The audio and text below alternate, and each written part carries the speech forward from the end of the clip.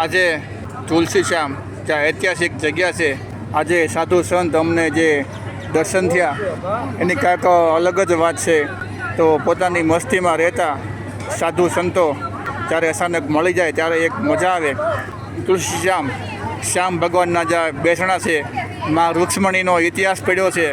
આવી ગાંધીગીરની જગ્યા અમરેલી, ઉના અને તુલસી શ્યામ બહુ જ પૌરાણિક જગ્યાઓ આવેલી છે. ત્યારે હવે સાધુ સંતો કોઈક સ્વાર્થ નથી, પોતે પોતાની મસ્તીમાં.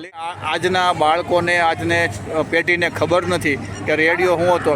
તો એવો સરસ રેડિયો બાપુ પોતાની મસ્તીમાં સાંભળી રહ્યા છે. તો છે સંભળાવશો? હા.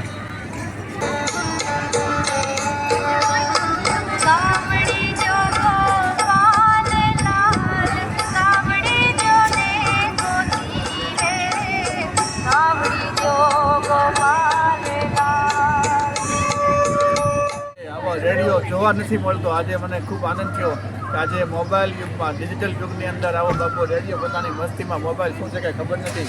બસ સરસ બાપુ, આનંદ થયો, બહુ મજા આવી. જય શ્યામ, જય તુલસી શ્યામ. જય તુલસી.